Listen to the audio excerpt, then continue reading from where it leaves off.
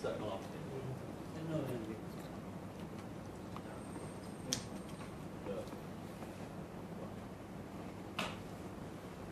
بسم الله الرحمن الرحيم.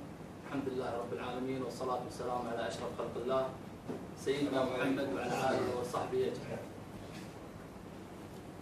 بداية أشكر الزميل والأخ العزيز الدكتور سلطان الشريدة على ما تفضل به من أزمة تمس شريحة مهمة من شرائح المجتمع، فهو أوجز وأوفى حق هذه الأزمة.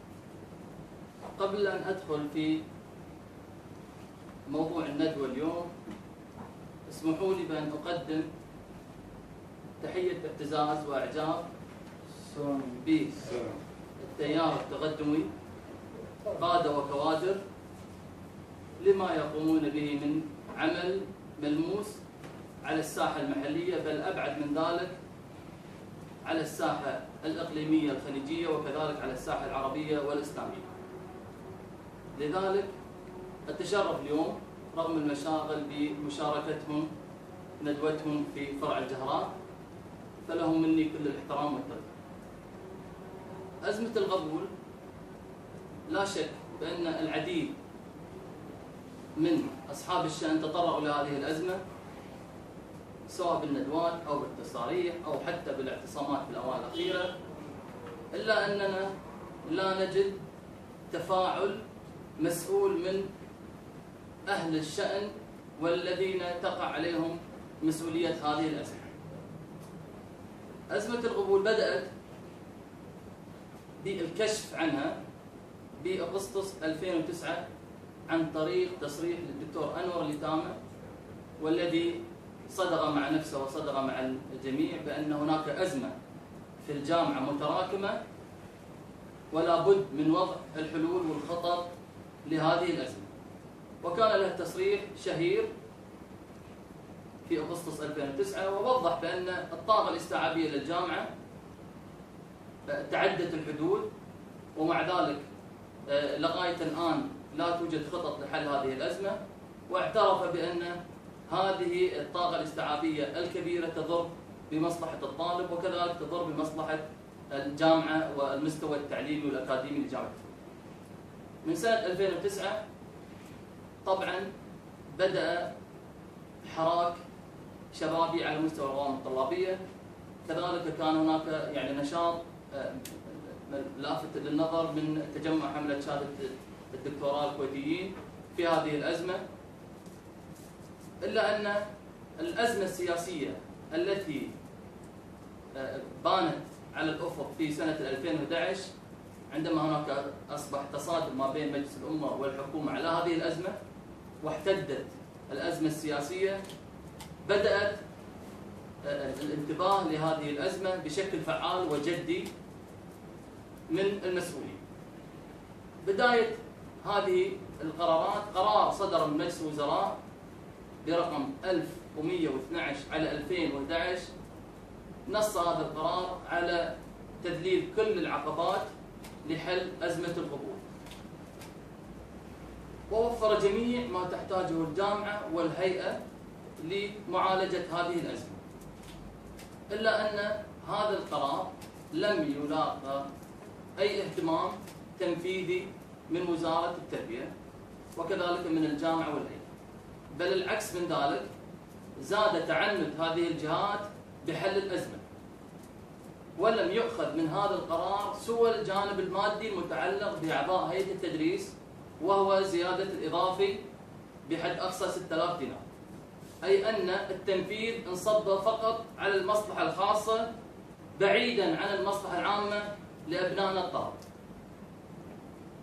توالت الحلول التربيعية في الجامعة والهيئة، رفعوا نسب القبول، دمجوا الشعب،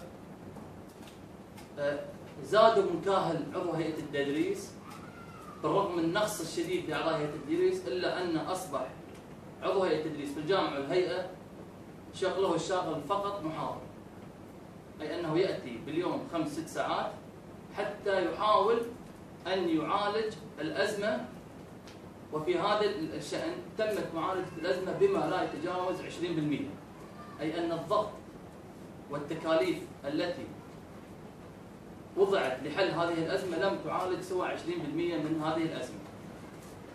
ما في شك بأن زيادة الإضافي على الزملاء في أعضاء هيئة التدريس لا شك بأنه يضر بأمور مهمة على المستوى التعليمي والأكاديمي. لذلك نجد شح كبير من يعني الأبحاث والدراسات التي تقدم على المستوى المحلي والإقليمي والعالمي. لذلك نجد جامعة الكويت لا وجود لها في قوائم الجامعات العالمية في كل تصنيفات التي تقدم في هذا الشأن. جميع التصنيفات للجامعات حول العالم لا نجد وجود لجامعة الكويت في هذا الشأن، بينما نجد هناك جامعات عربية بل جامعات خليجية تتفوق وتتصدر هذه اللوائح.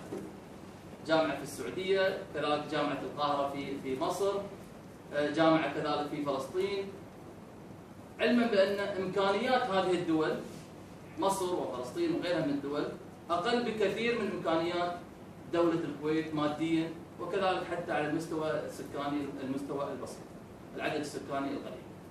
ومع ذلك لم نجد أي حلول جذرية من وزارة التربية ومن الجامعة ومن الهيئة. اليوم نعيش أزمة متفجرة بدأت بالظهور في الجامعة وتم تغطية هذه الأزمة وتفجرت كذلك في الهيئة العامة للتطبيق.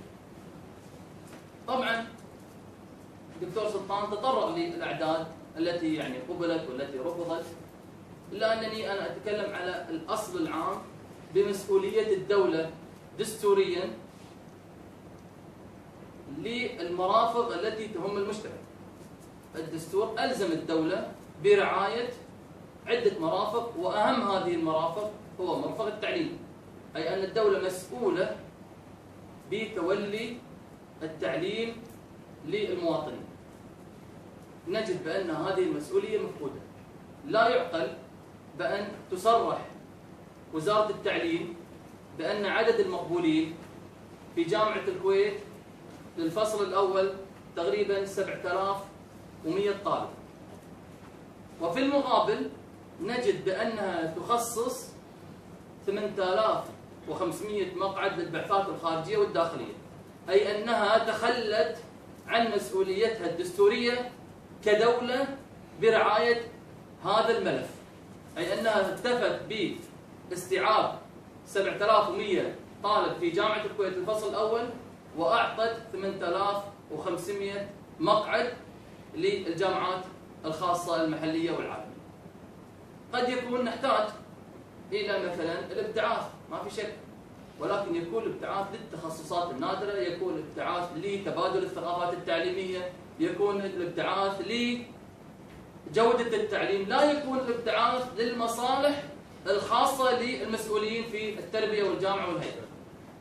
لا يقبل أن يخصص 4000 مقعد لجامعات خاصة في دولة الكويت لا وجود لها في التصنيف العالمي. لا يعقل كذلك أن يبتعث طلبة كويتيين في دول تتعرض إلى مشاكل وكوارث فقط للتبادل الوهمي التعليمي. 4000 مقعد خارجي، 4500 مقعد خارجي و4000 مقعد داخلي لجامعات خاصة، عليهم بالعافية إذا كانت سياسة الدولة التنفيع، ولكن لا يضر هذا التنفيع بمصلحة أبناء الطلبة. مو معقولة أن نرى مناظر في دولة الكويت طلبة يجلسون على الأرصفة حتى يستطيعون من الحصول على مقعد دراسي، وهذه الصورة الأسبوع اللي طاف. وبالمقابل يأتي وزير التربية وهو المسؤول عن هذه الأزمة ويصرح بأنه لا أزمة قبول في الجامعات لخريجي الثانوية العامة. هذا تصريحه كان قبل أسبوعين. إذن من يتحمل المسؤولية أمام تشتت أبنائنا الطلبة في الجامعة وفي الهيئة العامة للتطبيق؟ وحتى المؤسسات العسكرية أيضا لا يقبل منها إلا القليل ووفقا لاعتبارات بعيدة كل البعد عن المصلحة العامة. لذلك نقول بأن إذا اليوم مدير الهيئة قدم استقالته وتحمل المسؤولية الإدارية، كان يجب على مدير الجامعة، وهو الذي اعترف بالأزمة من قبل سنتين، اعترف بوجود أزمة في الجامعة ولا بد من وضع الخطط. مدير جامعة يسترجي وضع خطط من لا أعلم من. أنت من تضع الخطط وأنت من تضع، وطالما كان هناك قرار من مجلس الوزراء بتسهيل كل العقبات، إذن ماذا أنجزت؟ مدير الجامعة يعترف بأن أزمة القبول موجودة ولا بد من وضع حلول، وأهم هذه الحلول هي زيادة عدد أعضاء هيئة التدريس وقبول أعضاء هيئة التدريس. نعم كلامك صحيح سيد مدير الجامعة، لأن كيف يقبل عضو هيئة التدريس إذا كنتم مرات ومرات تشددون فرص القبول لأبنائكم الكويتيين؟ 3 أو 4 مرات تعدل اللائحة فقط، مثل ما تفضل أخوي سلطان دكتور سلطان، فقط تعدل على الكويتيين الغير مبتعثين من الجامعة. من إنشاء اللائحة لم تعدل هذه الشروط على الوافد المعار، ولم تعدل على الوافد الذي يتم انتدابه من هنا وهناك، بل تعدل هذه الشروط بالتغليظ والتضييق على كل كويتي حاصل على شهادة دكتور. وآخر هذه الشروط أن يكون حاصل على 3 أبحاث، أحدهم هذه الأبحاث أن يكون قبل 3 سنوات. هذه الشروط وأنا أتحدى فيها الجامعة بأن عضو هيئة التدريس الموجود الآن في الجامعة غير مستوفي هذه الشروط. فكيف لك أن تشدد هذه الشروط ولا تقبل الكويتيين وتقول بأنني أمام أزمة محتاجة إلى حل بتعيين أعضاء هيئة التدريس؟ قدمت الدراسات لحل هذه الأزمة، الكل يتفق بأن الحل الرئيسي بزيادة أعضاء هيئة التدريس. هناك أكثر من 400 طلب قدم للسيد مدير الجامعة الذي يقر بهذه الأزمة للتعيين، لغاية اليوم من 2010 لم يتخذ أي قرار. هناك طلبات الآن مقدمة للجامعة، أنا أؤكد بأن هذه الطلبات رميت في سلة مهملات، ويقول السيد مدير الجامعة بأن هناك أزمة وأقر بهناك أزمة. طالما أنت تقر بوجود أزمة، إذا لابد أن تتحمل المسؤولية الإدارية وتقر بعجزك، ليس في التصريحات بل باستقالة تقدم بشكل سريع لعجزك عن حل هذه الأزمة. وإذا كنا نتكلم عن المسؤولية الإدارية لا نذهب بعيدا عن المسؤولية السياسية. السيد معالي وزير التربية يصرح في تصريح سابق، طبعا بعض الجرائد تبتعد عن هذه التصريحات ولا أعلم السبب يعني. يصرح بأن في شهر 29/4/2012، أي أن قبل أن يتخرجوا في العام الدراسي 2012-2013، يصرح بأن سوف نتخذ الخطوات السريعة والعملية لاتخاذ الحلول الجذرية لأزمة القبول. ونتفاجأ بأن المتقدمين هذه السنة اللي طافت 12,000 مستوفي الشروط ويقبل 7,000 فقط. أين حل هذه الأزمة؟ وأين هذه الخطوات السريعة؟ طيب، تقر بأنني سوف أتخذ القرارات لقبول 15,000 طالب في الهيئة العامة للتطبيق، ولم يقبل إلا 9,000 طالب. إذن ألا يستجدي بك وأنت من قدم استقالته لحادثة فردية، وإن كنا نستنكر هذه الحادثة، الأولى أن تبادر وتسارع بتقديم استقالتك لآلاف الطلبة الذين لم يوجد لهم مقعد في الجامعة والهيئة. أما أن تقول لي أنا استوفيت الشروط وقبول الطلبة في الجامعة فهو كذب. لا يمكن أن تكون الحلول بدمج الشعب، لا يمكن أن تكون الحلول برفع النسبة وصلت إلى 85. لم يجد مقعد في بعض الكليات. أنا تحدثني طالبة للأسف وجدتها في جامعة الكويت نسبتها 97 علمي، وهي تبكي لتحقيق حلم والدها لدخول كلية الطب. ونقلت هذه الرسالة لمعالي وزير التربية أمس أمام اللجنة التعليمية، وقلت بأنك أنت من يتحمل مسؤولية هذه الدموع، وأنت من يتحمل جلوس أبناء الطلبة في الأرصفة لكي يقدم له مقعد، ومع ذلك مدير الجامعة في الأسبوع الأول لبدء الدراسة غير موجود في جامعة القبول. ما مدى الاستهتار بشكل غير معقول بمصلحة أبناء الطلبة. وللأسف بأن أمام تمسك وزير التربية وهو من يقر اليوم في له تصريح بالجرائد: نعم أنا أعترف بأزمة القبول. أنت اعترفت بأزمة القبول قبل سنتين ومع ذلك لم تبادر بتولي مسؤوليتك السياسية أن تقدم استقالة. مدير اليوم الهيئة تحمل مسؤولية الإدارية وقدم استقالة. مدير الجامعة يفترض به وهو الذي يقر بعجزه بحل هذه الأزمة أن يقدم استقالة. كذلك اليوم وزير التربية اعترف بوجود أزمة لها عدة سنوات دون حل. يبقى اليوم نناشد ونطالب مجلس الوزراء الذي لطالما عقد اجتماعات استثنائية لحالات فردية ومواضيع فردية، يجب عليه اليوم أن يجتمع ويتخذ القرارات التي تنقذ أبنائنا الطلبة من ضياع المستقبل. أنا لا أتصور بأن شعبة دراسية فيها 150 طالب. يعني أنا فعلا زملائي يخسرون مخاطرنا في الجامعة. شلون أدرس أنا 150 طالب؟ يعني معايير التعليم العالمية تضع كل دكتور ل20 طالب. ممكن يتم تجاوز هذا ب5 طلبة، انما يدرس 150 طالب.